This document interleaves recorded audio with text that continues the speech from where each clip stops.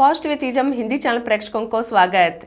हिंदी के प्रमुख कवि एमपी कमल जी से लिखी हुई भारत के वीर सपूत लोकमान्य बाल गंगाधर तिलक की जीवन गाथा को आपके सामने प्रस्तुत करना चाहती हूँ।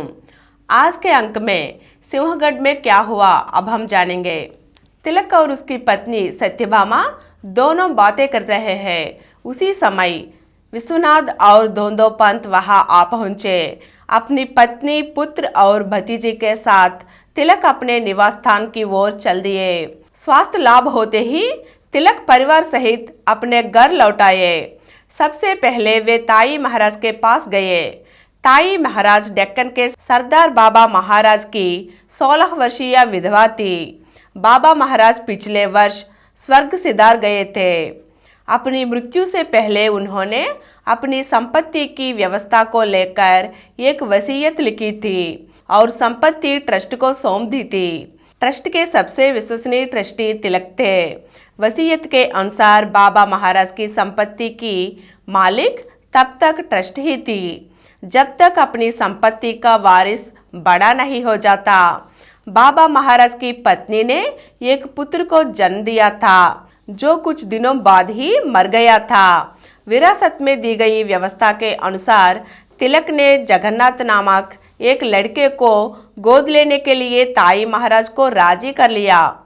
ताई महाराज ने जगन्नाथ को विधिपूर्वक गोद ले लिया, परंतु कुछ लोगों के बहकाव में आकर ताई महाराज ने अपना फैसला बदल लिया। पुत्र को जन्म देने तथा उसकी मृत्यु हो जाने के बाद वसीयत अपना महत्व खो बैठी थी। अब पत्नी होने के नाते बाबा महाराज की पूरी संपत्ति ताई महाराज की थी। कुछ लोग ताई महाराज को मूर्ख बनाकर वह संपत्ति हथियाना चाहते थे, अतः उन्होंने ताई महाराज को प्रमुख ट्रस्टी बाल गंगाधर तिलक के खिलाफ भड़का दिया।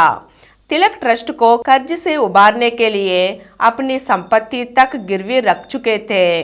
तिलक को बहुत दुख हुआ।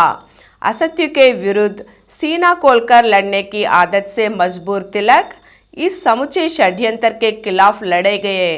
एक अंग्रेज अधिकारी युवा विधवा ताई महाराज से मिल गया और उसने तिलक पर मुकदमा चलवाकर उन्हें 1.5 वर्ष की कैद करवा दी। तिलक उच्च न्यायालय में चले गए। उच्च न्यायालय ने उन्हें जमानत पर रिहा कर दिया।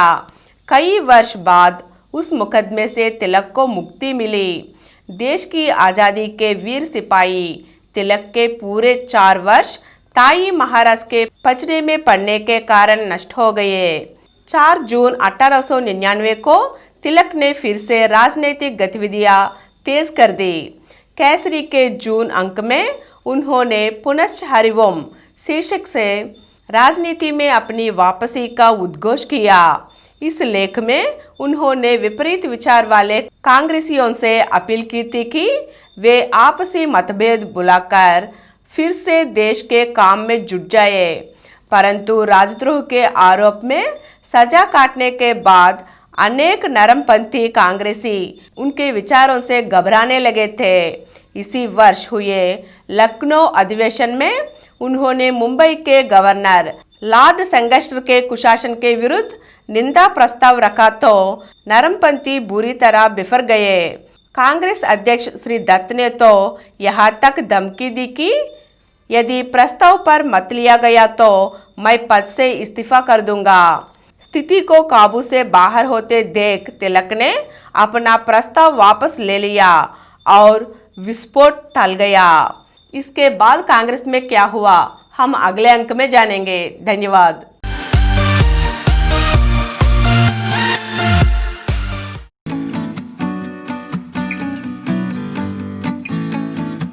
Please download Samaram multi-channel app and watch your favorite channels from your mobile.